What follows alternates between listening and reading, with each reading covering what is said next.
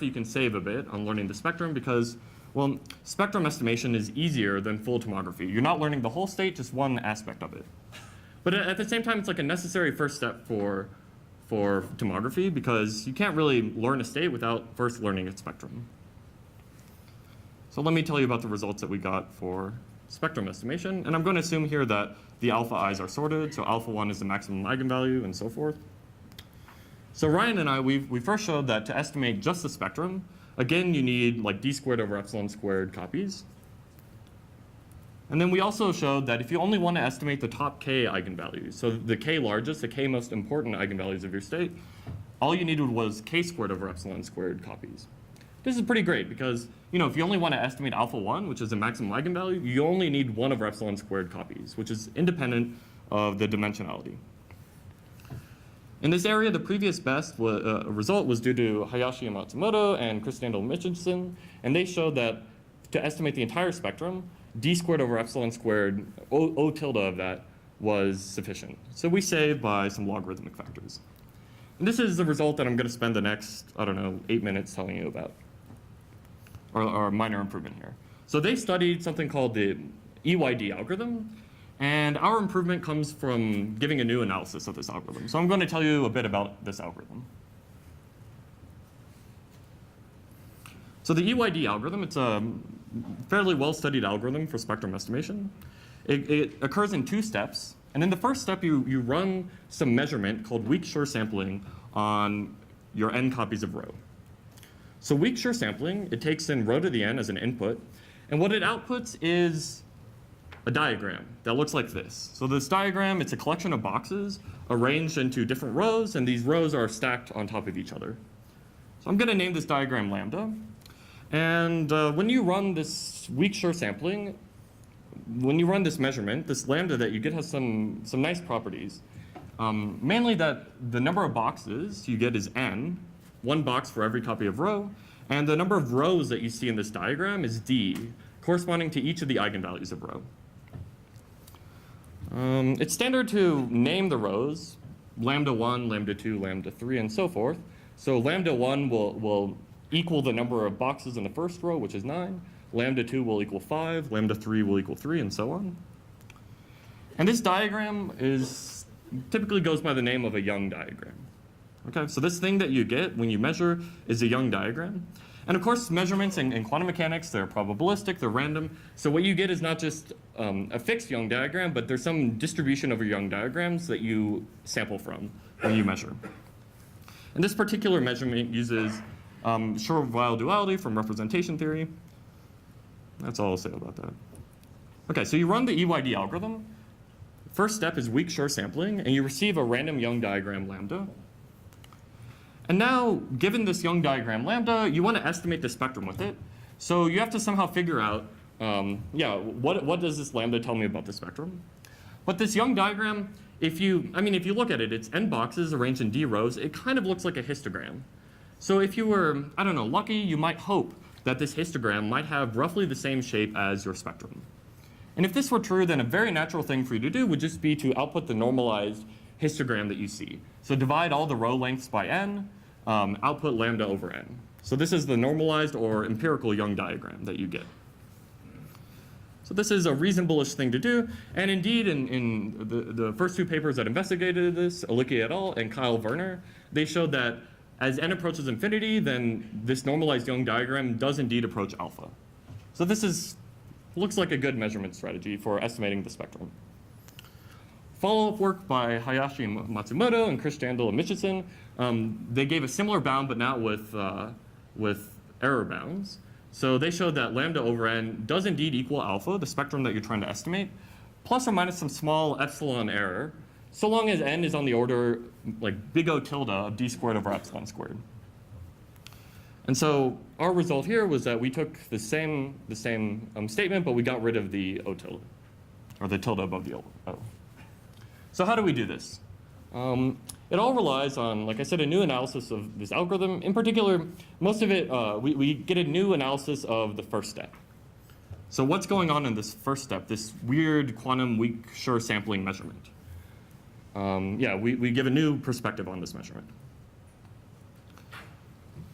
And this perspective is the following. It turns out there's a very nice combinatorial interpretation of this distribution you get from weak-Schur sampling. In other words, there's a simple classical combinatorial algorithm, which if you run this algorithm, it will generate a Young diagram lambda, which has the same distribution as weak-Schur sampling. And unfortunately, I don't have time to tell you what this simple algorithm is, but I can at least tell you how to generate lambda 1, which is the very first row of this Young diagram.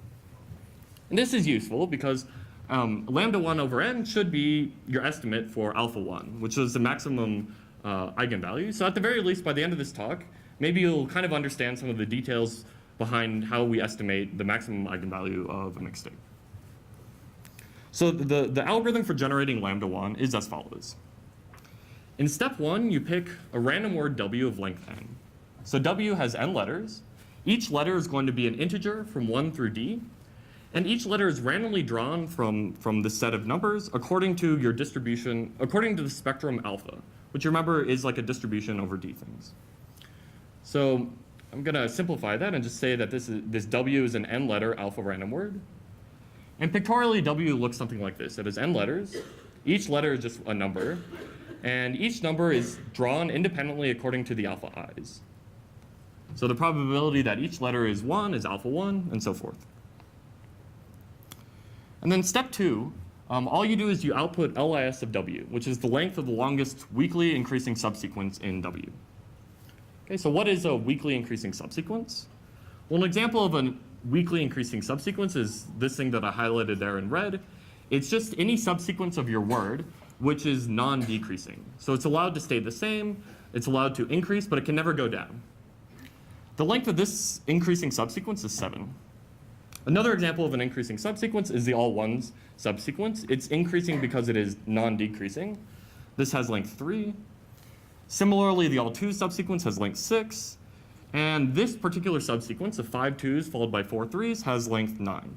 And it just so happens that this is the longest increasing subsequence in W, in which case LIS of W equals 9. Okay, so I've given you now 2 random variables. The first one was you draw a lambda from this weak-Schur sampling measurement applied to row sub n, and you output the length of the first row. And the second random variable is the LIS of W, where W is one of these n-letter alpha random words. And what I'm claiming to you without proof is that these 2 random variables have the exact same distribution. So in other words, if you want to show that lambda 1 over n is a good approximation for alpha 1, it suffices to show that the LIS of an alpha random word over n approaches alpha 1, which is a nice purely combinatorial statement now. In other words, we want to show that the LIS of an alpha random word approaches alpha 1n. Okay, so let me talk about that very briefly. Again, I'm going to suppose that alpha 1 is greater than alpha 2, and so forth. And we want to show that the longest increasing subsequence of a random word is like alpha 1n. I can at least lower bound it in expectation by alpha 1n, and let me just show you why. Given any word, the all one subsequence is increasing by definition, and hence the longest increasing subsequence of your word is only longer. And therefore, the expected longest increasing subsequence of an alpha random word is at least the expected number of ones in that word, which equals alpha 1n. Okay, very simple proof. So now kind of the hard part, I guess, is upper bounding the expected longest increasing subsequence of W by alpha 1n. Lower bounding it is easy. It's actually a fun little exercise. Maybe you can do it in the privacy of your hotel room to show that the longest increasing subsequence does tend toward alpha 1 as n approaches infinity. And in fact, it's even easy to get this when n is like d over epsilon squared. As far as we can tell, it's much harder, but this is what we do in our paper to show that the longest increasing subsequence concentrates around alpha 1n, so even when n is like a constant, like 1 over epsilon squared. Okay, so we had this problem. We wanted to estimate the maximum eigenvalue of a state, and through this process, we've reduced it to answering questions about increasing subsequences in random words. That was just for spectrum estimation. Let me briefly tell you about our tomography algorithm. We study an algorithm previously due to Michael Kyle, and we give a new analysis of the algorithm. And the main tool, essentially everything we do in our paper for analyzing spectra, for analyzing tomography, it's all longest increasing subsequences. Okay, and let me end with mentioning the tomography algorithm of the other paper. Or actually, I should say tomography algorithms, because they give two new algorithms with similar guarantees. And both are natural variants of the pretty good measurement applied to tomography. And both, just as our paper, our algorithm is, both are analyzed via Schur-Weil duality. And I'll just slap up their main theorem, their main theorem just says when you run their algorithm, the probability that you get an epsilon error or more in fidelity is upper bounded by something like n to the d squared times e to the minus n epsilon. This is kind of dominated by the e to the minus n epsilon when n is large. And so you see that in their algorithm, not only do they get like convergence around d squared, but as n goes larger and larger, they get exponential decay of error, which is pretty nice. Okay, so that's my half of the talk. Where is my... There you are.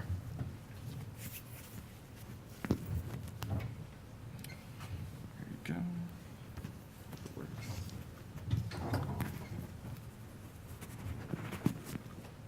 Okay, my name is Jeongwan Haah. You can hear me. So John talked about how to implement the tomography. I'm going to talk that is essentially the optimal. So the statement is very simple. Given rank R states in the d-dimensional Hilbert space, and you specify some accuracy goal, be in a trace distance or fidelity, infidelity, and we assume nothing beyond that. It's a completely general setting. And our result says that in order to achieve that, your number of samples must satisfy this inequality. The first one reads, well, the state is as the accuracy goal is set to an epsilon square. I'm sorry, the epsilon. There's some logarithmic factor that we could remove, but it implies that when your accuracy goal is, say, delta in infidelity, then it has satisfied that. And moreover, if you are restricted to run your experiment using independent measurement, which I'm going to specify later, then number of necessary samples should increase by a factor of R. So that's a simple statement. Now I'm going to go to the proof directly, and which is also not too complicated. The basic idea is to interpret the tomography as a communication channel between the sender and receiver. The sender tosses a coin to specify what message to send, and the receiver Bob has a tomography apparatus. And this is a classical to quantum channel, so the channel capacity is given by the mutual information of this particular state, which is happen to have the expression of whole level information. Well, whole level information is defined in this way, actually. And we are going to calculate this level information. So our strategy is to think of message states that are actually hard for tomography. Suppose I have a block sphere for the simplicity of visualization. That I had many states are centered around the maximally mixed state. Well, there are quite many states simply because it is high dimensional space. And if you consider tiny balls within that ball, then the number of message states you can choose from those ball is roughly exponential in the dimension of your space. Now suppose my tomography is sufficiently good to distinguish those small balls so that I can actually resolve individual balls. And I ask, my first question is, what's the whole level information of this ensemble? What's the whole level information of this ensemble of message states? Okay, for concreteness, we just focus on this particular state that is epsilon deviated from the maximally mixed state. We consider that just diagonal mixed state, and then we rotate. And immediately you can compute the bound on the whole level information. Remember that the first term in the whole level information is the entropy of average of all states. So in this case, if you twirl it sufficiently randomly, then you will end up with a completely mixed state whose entropy is just log d. But individual states have entropy slightly less than that, and that is just log d minus epsilon. So overall difference is order of epsilon squared. And the being epsilon squared is kind of natural because we're considering states in the interior of the all state space. And as you can see in the explicit expression here, the epsilon, if it is going to be replaced by minus epsilon, overall ensemble shouldn't change too much. So the whole level information must be the analytic function of epsilon, then it must behave like a quadratic function. Okay, we have an upper bound on the whole level information by our choice of the message states, but I just said you can choose exponentially many message states. And how we can show how we show that rigorously, for this purpose we use a probabilistic existence argument. So imagine that you are choosing a unitary at random. Then how odd it is to choose a unitary that is already close to a previously chosen one. If your space is very large in a very high dimensional space, that probability will be exponentially small in your dimension. So that immediately gives you that you will be able to choose at least exponentially many states in dimension. So that's how we actually construct probabilistically message states. And well, more in detail, we make use of the random overlap projection, overlap of random projections lemma from 2004. So the central quantity we compute is the whole level information by interpreting tomography as a communication. And by saying that, by assuming that our tomography has a sufficient resolution, we must have a lower bound on that whole level information because you can send a message through the channel. But at the same time, by choice of our message states, the whole level information is upper bounded by this much. Well, this is inequality that converges to a sample complexity lower bound, which is happen to be optimal in number of dimensions and the accuracy goal. Okay, so what about independent measurement? Independent measurement, let me specify it. You have a apparatus a priori, and then you're provided with a certain state injected into your system, and you get some output. And you repeat the whole process n times, fixing your apparatus. Then you guess what the initial state was. Now, well, the strategy is essentially the same thing. We focus on the whole level information between the two parties, but the receiver now must infer the states from this measured classical probability distribution. And we are going to compute the whole level information of this classical measurement distribution. And we realize that that whole level information of the measured distribution is even smaller than the periodic quantum one. It's also intuitive. Imagine we are doing a phenomenon measurement, projective measurement, and it's a projection onto the diagonal elements. Then if I chose a Haah random state of this form, then what's the typical diagonal elements? Well, it should be suppressed by another dimension factor. Specifically, you have a square root d in the denominator. So your state looks more and more similar than before. And that immediately gives you an upper bound, which is suppressed by another factor of dimension. And by the same logic, by the same logic, you get the lower bound on the tomography for using independent measurement, which is optimal. Okay, I'm done with the proof. So here's a summary. We have studied that the sample complexity of tomography, and we showed that it is essentially the number of degrees of freedom in your density matrix multiplied by the accuracy. And you should pay a price if your apparatus is not adaptive for joint measurement. And we did not figure out how to implement this efficiently, even on the quantum computer. That's an option problem. And for practical reasons, it's much more important to analyze adaptive measurements, where you make a measurement on each copy at a time, but your measurement device may depend on the history of outcomes. And of course, you can consider how can you do the process tomography. You may want to use the state and channel correspondence, but the error bounds are not as good as you wish. And what if under the prior distribution of your states? That's a completely general problem which we did not address. Okay, I'll take your questions. Thank you.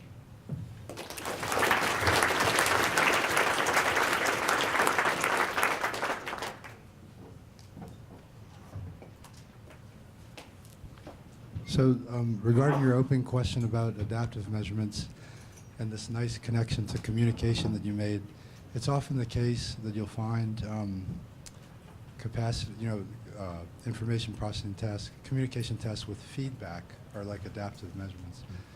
And often these capacities don't change in the presence of feedback, so there might be some way to... Yeah, in certain cases, for certain channels, the feedback doesn't really help, but there's some subtlety that we didn't really figure out. The devil is in the detail.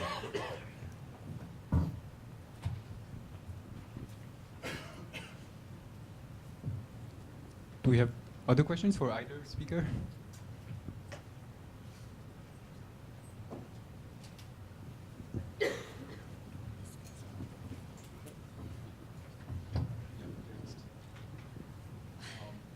Go ahead. Okay, so can you say something about the constant in before? I mean the constant before the scaling. Constant in scaling? I mean there's a constant before this scaling behavior, d square over epsilon. Sorry, I didn't hear your question. What's the constant prefactor? Oh, constant prefactor. That depends on your confidence level, of course. Say your confidence level is 90%, then the upper bound has a prefactor order of 10. It's not too large, yeah. And lower bound has a pretty small coefficient, but we are satisfied with the scaling anyway. Okay, so in general, this error would depend on the state maybe you are considering.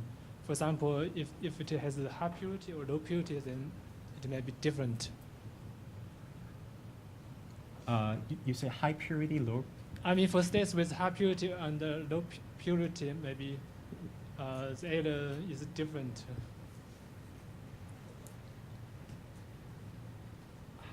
High purity, low purity here translates to the rank of the density matrix. Okay. Okay, I think we just had one last question over there. Okay. So, you know about for separable measurements, can you get about in terms of trace distance? I see about is in terms of fidelity. Separable measurements? Yes. So know about Yes. independent measurements. Yeah. Oh, so yeah, there are some subtleties. So current analysis tells you that I believe it must be fidelity squared in the denominator. But the numerator, the dimension cubed, that factor shouldn't change. Have I? I mean, for know about, I think the trace distance bound implies a fidelity bound, right? Yes. So I noticed that your bound is in terms of fidelity. Oh, our lower bounds for the joint measurements is in terms of, all in terms of trace distance, and for the independent measurement, we wanted to prove in terms of trace distance, but couldn't manage to do it, so we just instead proved for fidelity. Okay, thank you. All right, so let's thank Jeongwan, John, and all the speakers of the morning session.